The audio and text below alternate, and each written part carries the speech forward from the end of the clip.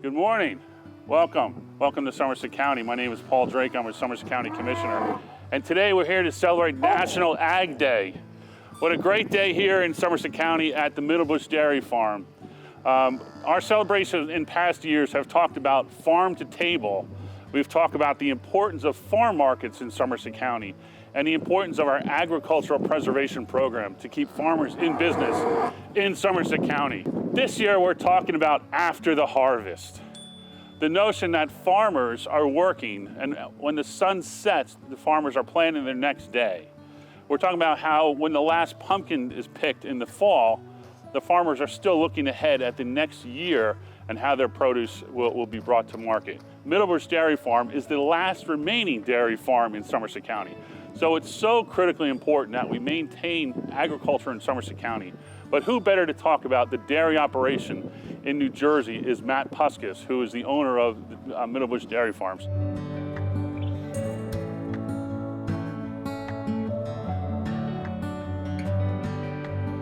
And this is Homer the Border Collie. Homer the Border Collie. And Max the Australian Shepherd.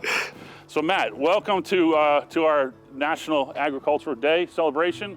And tell us a little bit about your farm. Sure. I'm the fourth generation farmer here in Franklin Township, Somerset County. We farm about 1,000 acres total of crops. Our main commodity is milk. Milk comes from dairy cows. We milk about 60 to 70 dairy cows twice a day, every single day. It's all family run and employed. It's my dad, my uncle, my wife, and our children. We care for about 150 animals total. Our cows are making about 1,000 gallons of milk every other day. So 500 gallons of milk a day is what we're producing right now. We get it. Milk. Yeah. Milk. Oh yeah. It's more than you and I could drink with a couple Oreos, you know. So like it gets picked up on the truck, which I think today is milk truck day. He's probably going to show up here probably about 11 o'clock. He pumps it off the truck. He takes a sample of it, makes sure that there's no antibiotics or anything in it. Right. Then they take it to the plant, and it goes to Perth Amboy now. It goes to Tropical Foods for yogurt and cheese. Oh, nice. Yeah. Okay. We work with a nutritionist. We work with the seed companies to plan what kind of corn we're going to grow, soybeans, wheat, rye, different types of hay. Yeah, we get things like sawdust behind us in this big bay is recycled after they cut up logs that we bed the cows with. Really nothing goes to waste. We're trying to plan for next year, and it's a lot of unknown, right? The weather, like we don't know how that's going to be. So we're constantly planning the next day, next week, next month, next year. And then with dairy cows, when a baby calf is born, we won't milk that actual animal until it's about 2 years old. So it's a 2-year investment from the day it's born until we're actually milking it. Well, tell us, Matt. We have a young cow that was just born here last night, right? As we walked in, we were talking about just a few hours old. A few hours old, yeah. And you have other cows that are ready to be to give birth any time now. Yep. How many cows are born to your herd every year? So we're milking about 60 cows. They would all have calved at least once in the last year, so there's at least 60 calves that were born. Some of them will have twins. It's pretty rare, but once in a while we'll get a set of twins. So we probably have between 60 and 80 calves born a year. Right. Now, I understand you participate with students on the 4-H program. Yep. Tell us about the 4-H program and how people work together with you to understand agriculture. So I'm a product of 4-H. My wife is in 4-H in Pennsylvania. Our children are in 4-H. What 4-H is, it's an organization in the state run by Rutgers here in New Jersey, but it's a national program. Our kids and other non-farm kids, we actually lease a calf or multiple animals to a kid. Right. They come like now, April-ish, March, April, they pick their animal out. We try and age the calf to the kid. We don't want to give a kid that's just a little big cow because it won't control it.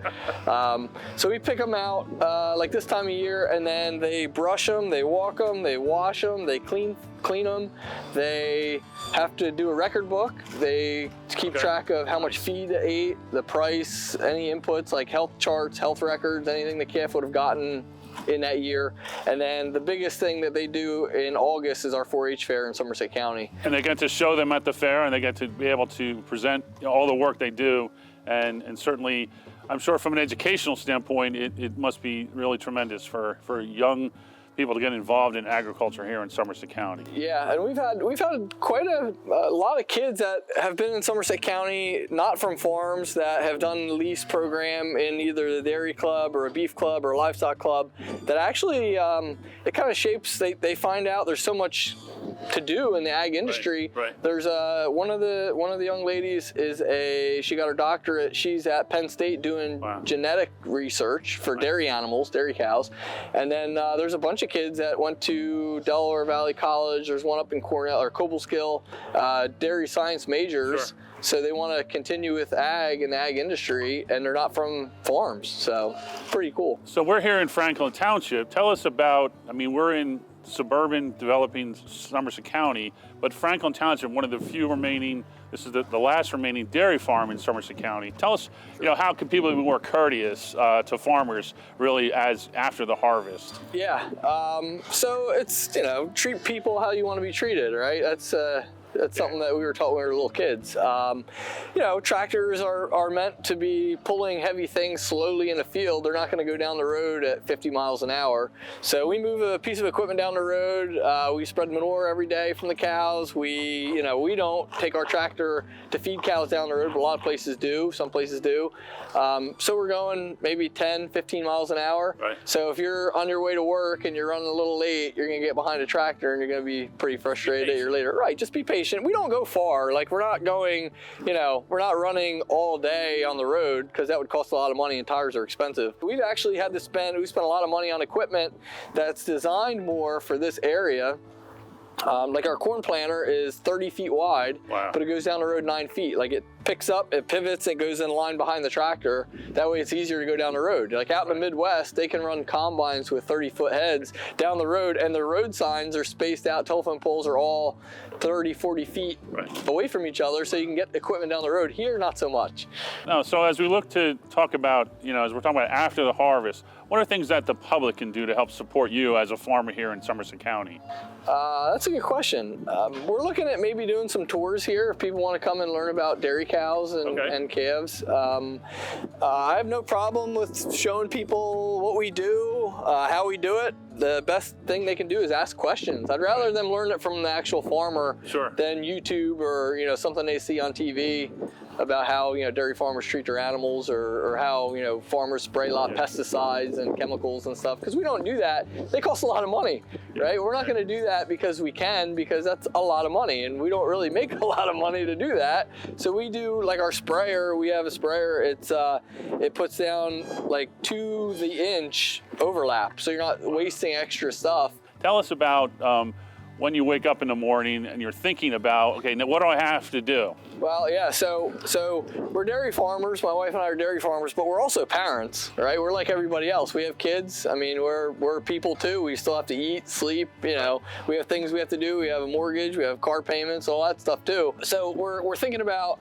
the animals, number one, our family also number one, taking care of kids and our house and everything else. We're thinking about when, like, milking the cows is on a pretty good schedule. It's 5 o'clock in the morning, 4:30 in the afternoon. Kind of your day revolves around that. Like, you want to milk the cows consistently at those times.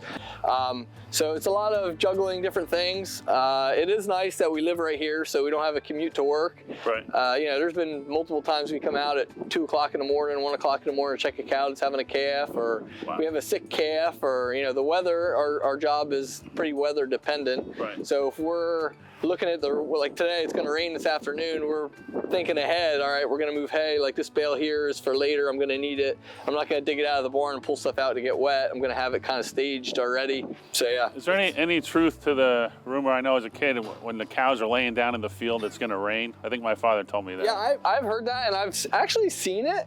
Sometimes, like, it's not so much like a thunderstorm or something. Like, when we know, like, the weatherman says, like, this afternoon we're going to get a lot of rain or some rain. Right. I do notice that the cows lay down more. Nice. It's pretty funny. Interesting.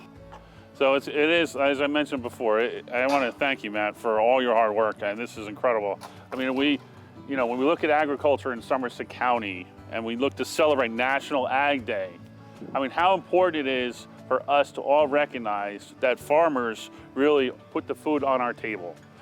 They work daily, every day, 7 days a week. As we said here, the cows are milked 2 times a day, 7 days a week. Every day, whether it's cold or Christmas or huge, Thanksgiving, man. birthdays, holiday, everything. That's incredible. And so when you go to the store today, think about how that produce, how that milk got on the shelves. It's from a farmer. It's from a farmer. And we want to continue to support agriculture here in Somerset County, not only as an industry, but really part of our culture here in Somerset County. So, Matt, I want to thank you for all your great work, and certainly look forward to continue working with you. I want to thank also all the staff here for Somerset County. We have an incredible planning and ag department. We have folks who provide services to our county farmers working every day. If you're interested in farmland preservation or properties that you have looking to preserve as farmland, you can reach out to the county. We have a very aggressive and productive agricultural community and also a really productive farmland preservation program. So I want to thank you on behalf of the Somerset County Commissioners in helping celebrate National Ag Day, and come out and thank a farmer. And it's really, they put the food on our table. They really put their love into their trade here as a farmer. As we see it from Matt here, no question, every morning he's waking up thinking about the cows, thinking about, I gotta go out and milk the cows, but then at 4:30 in the afternoon, you're thinking about them again. So yeah. that's a really and all day long in between and all night, you know. Wow. Yeah. Thank you, Matt. Thank you.